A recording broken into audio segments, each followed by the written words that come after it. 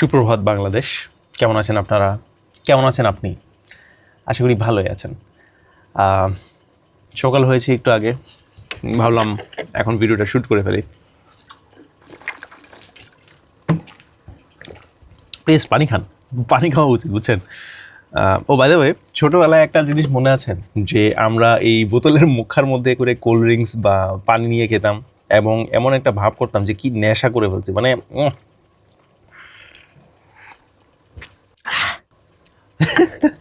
এই ধরনের কাহিনী করতাম। হাতের মধ্যে কলম নিয়ে সেই কলমকে আমরা সিগারেটের মতো ইয়ে করে মানে একটা আলাদা একটা ভাইব নিতাম। মানে মানে আই ডোন্ট নো নেশা কেমন, মদ বা এই ধরনের জিনিস কেমন খাইতে আই ডোন্ট নো, কিন্তু ওই ধরনের মানে পানি এইভাবে খাইয়া সিগারেটের মধ্যে, সিগারেট বলতে কলমের মধ্যে এইভাবে টান দিতে আমাদের মানে আলাদা একটা ফিলিং ছিল, এটা আলাদা একটা নেশা ছিল, বুঝছেন?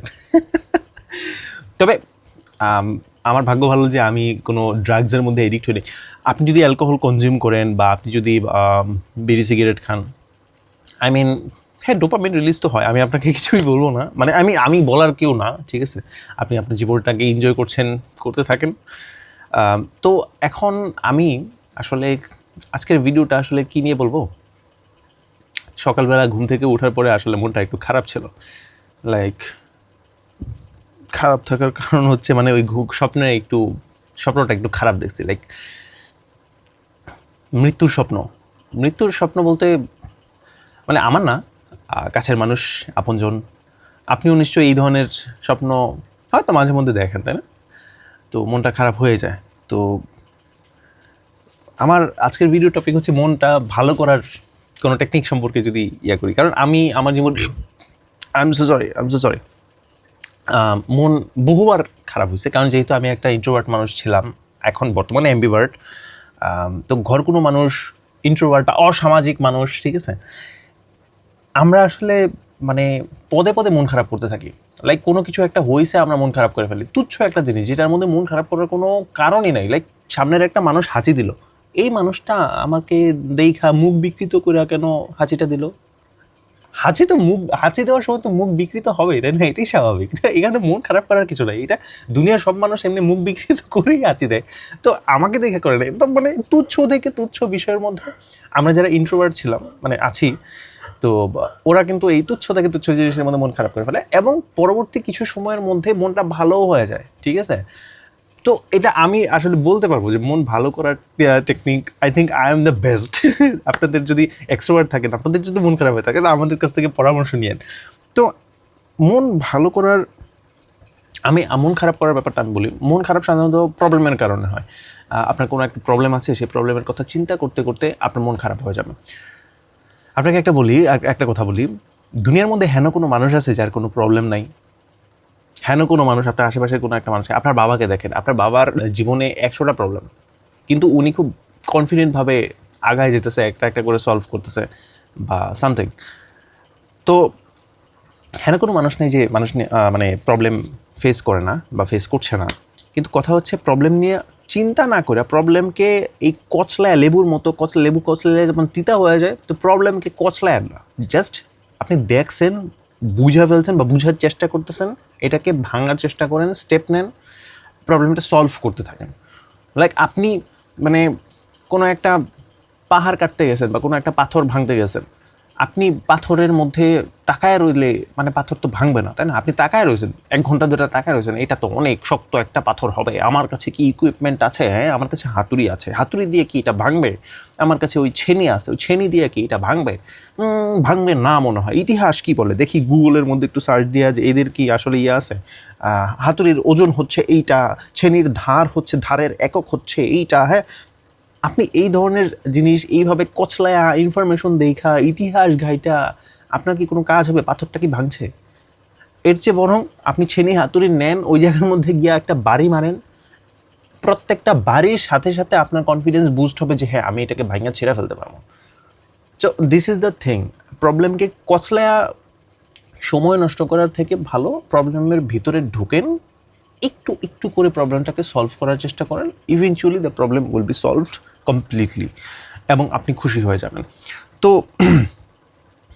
আমার মন ভালো করার যে ব্যাপারটা, এটা হচ্ছে একটা টেকনিক যে আপনি সাধারণত ম্যাক্সিমাম মানুষ প্রবলেমকে চিন্তা করেই কন্টিনিউয়াসলি চিন্তা করে করে মনটা খারাপ করে ফেলে।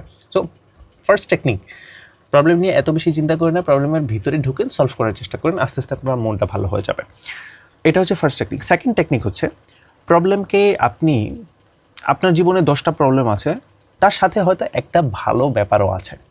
মেবি আমি কথা বলছি, কারণ মেঘের পরে সূর্য আসে, এরকম একটা কথা আছে। তো আপনার জীবনে হয়তো 10টা প্রবলেম আছে, তার সাথে হয়তো একটা খুশির ব্যাপারও আছে। তো আপনি ওই খুশির জিনিসটার মধ্যে তাকায় থাকেন। Like maybe I don't know, maybe আপনার সন্তান আপনাকে প্রথমবার বাবা বলে ডাকছে।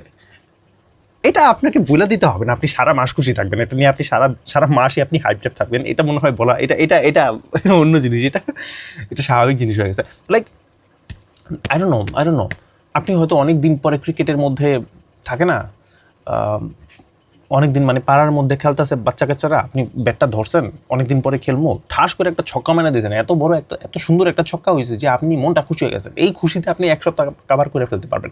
অথবা এটা তো গেল যে, ও হ্যাঁ, আমি কথা বলতে বলতে বুঝতে পারলাম যে আমরা খুশির ব্যাপারে যখন চিন্তা করি তখন আমাদের মনটা খুশি খুশি হয়ে যায়, ঠিক আছে? এখন খুশির ওকে আসলে আমি না যখন কথা বলি না, তখন আমি মানে ওয়েলকাম টু দিস চ্যানেল, যেই জায়গার মধ্যে আমি আনস্ক্রিপ্টেড আনএডিটেড কথাবার্তা বলি, এটার কোনো স্ক্রিপ্ট থাকে না। তো আমি যখন কথা বলতেছি আপনাদের সাথে, আমি নিজে থেকে অনেক কিছু ফাইন্ড আউট করে ফেলি, ঠিক আছে, আপনাদের সাথে সাথে আপনাদের মতো করে। তো আমি যেটা বুঝতে পারলাম যে আপনি যদি প্রবলেমের জিনিস চিন্তা করতে থাকেন, আপনার দিন খারাপ যাবে, আপনার মন খারাপ যাবে। আপনি যদি সুখের বা সলিউশনের কোনো একটা জিনিস চিন্তা করতে থাকেন, আপনার মন ভালো হতে থাকবে। মানে কচলানো সব জায়গাতেই থাকতেছে, কিন্তু কচলানো আসলে ভালো না। আপনি চিন্তা করতে থাকেন না, আপনি আসলে অ্যাকশন নেন। অ্যাকশন নেওয়াটা সবচেয়ে বেশি প্র্যাকটিক্যাল। এরকম অনেক সময় থাকে যে আপনি ভবিষ্যতের কোনো একটা জিনিস চিন্তা করতে করতে আপনার হয়তো মনটা অনেক ভালো হয়ে যাবে, যে লাইক আই ডোন্ট নো, কোনো একটা জায়গাতে ঘুরতে যাব, ঠিক আছে, পরীক্ষা হচ্ছে, পরীক্ষার শেষে আমরা এই জায়গাতে ঘুরতে যাব। এই চিন্তাটা আপনাকে অনেক বেশি খুশি করবে। আপনার জীবনে 100টা প্রবলেম আছে, কিন্তু ওই 100টা প্রবলেমের মধ্যে এই প্রবলেমটার চিন্তা আপনাকে সবসময় খুশি করতে থাকবে, যতদিন না পর্যন্ত ওই সিচুয়েশনটা আসে, ওই জায়গাতে আপনারা যাচ্ছেন। তো আমি কিন্তু এটা বলতেছি না যে আপনি কোনো একটা জায়গার মধ্যে, মানে থাকে না যে 10টা প্রবলেম আছে, আপনি 10টা প্রবলেমকে অ্যাভয়েড করে জাস্ট ওই একটা জায়গার মধ্যে চিন্তা করতেছেন। না, এরকম করেন না। আমি যেটা বললাম প্রথম টেকনিকের মধ্যে, আপনি প্রবলেমগুলোকে সলভ করেন, সেটার মধ্যে তো আলাদা একটা আত্মতৃপ্তি পাবেন। হ্যাঁ, এটা টেকনিক নাম্বার 3। আপনি যখন প্রবলেম সলভ করবেন তখন আত্মতৃপ্তি পাবেন। তো প্রবলেমগুলো সলভ করেন। এটা 3 না, এটা মনে হয় 1-এর মধ্যে দিলে বেশি ভালো হয়, তাই না? তারপর আর কি আছে, মন ভালো করার কি আছে?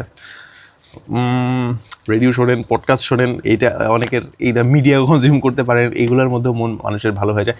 ডিস্ট্র্যাকশন, পয়েন্ট নাম্বার 3 বা 3.2, আপনি যখন আপনার মনটাকে ডিস্ট্র্যাক্ট করবেন তখন আপনার মনটা মানে ভালো হবে কি না জানি না, ডোপামিন রিলিজ হতে হতে আপনার মনটা একটু মানে ডিস্ট্র্যাক্ট হয়ে গেল, আমি যেটা বললাম আর কি, মানে আপনার মাইন্ডটাকে একটু ডাইভার্ট করে ফেলেন। এটা যদিও পার্মানেন্ট কোনো সলিউশন না, কারণ এরকম অনেক দেখা যায় যে আপনার আগামীকালকে পরীক্ষা, আপনার মাথার মধ্যে অনেক প্রেশার, বা কোনো একটা প্রবলেমের মধ্যে পড়ছেন, অনেক প্রেশার, আপনি সোশ্যাল মিডিয়া রিল স্ক্রল করতেছেন, সিগারেট খাইতেছেন, অ্যালকোহল কনজিউম করতেছেন,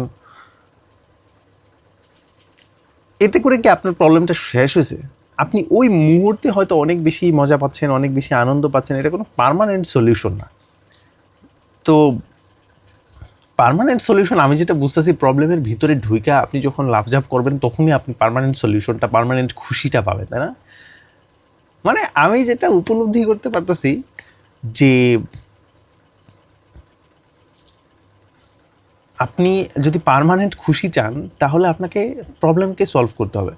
যেই প্রবলেম আপনাকে দুঃখী করছে, সেই প্রবলেমের ভিতরেই আপনার সুখ নিহিত আছে, আপনার ভালো লাগা নিহিত আছে।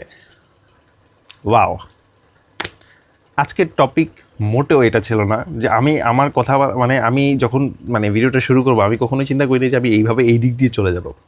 ফাইন, আমি ভাবছিলাম যে আমি যেই জিনিসগুলো সাধারণত করি, কারণ আমি সাধারণত চিন্তা ভাবনাই করি, ওই যে কচলানোর যে ব্যাপারটা, আমি সাধারণত ওই জিনিসটাই করে খুশি থাকার চেষ্টা করি। ইন্ট্রোভার্টরা আই থিঙ্ক এটাই করে। ইন্ট্রোভার্টরা কিন্তু অনেক বেশি কচলায় কোনো একটা ইনফরমেশন, লাইক কোনো একটা ইনসিডেন্ট, কোনো একটা ঘটনা ঘটছে, সেই জিনিসটা 100ভাবে ক্যালকুলেট করে তারপর চিন্তা করে।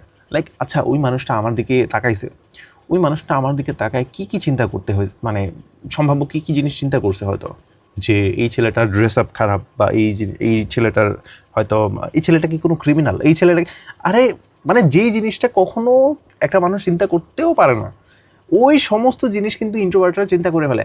এর পকেটটা ফুলা ফুলা লাগতেছে, এর পকেটের মধ্যে কি কোনো বোম রাখা আছে, হোয়াট, মানে এই ধরনের চিন্তা ভাবনা আমরা আসলে করি, ইন্ট্রোভার্ট যারা আছি বা এমবিভার্টরা হতে করে।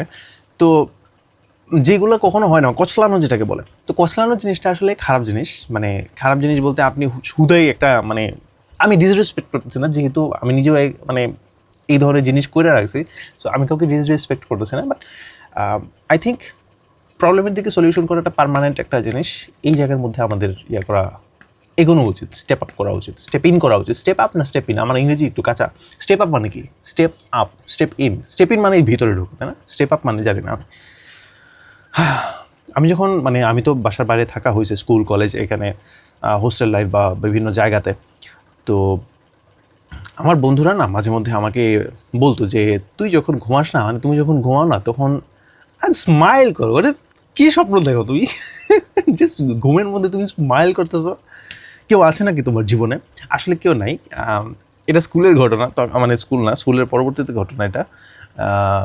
এই ধরনের একটা কমেন্ট পাস হয়েছিল, আমার তখন খুব ভালোই লাগছে যে আসলে ঘুমের মধ্যে আমি স্বপ্ন দেখতে দেখতে স্মাইল করি, এটা তো ভালো একটা ব্যাপার। কারণ আমার চিন্তা ভাবনাটা, মানে আমি একটু পজিটিভভাবে চিন্তা ভাবনা করতে পছন্দ করতাম, করি, ঠিক আছে, এখনও করি।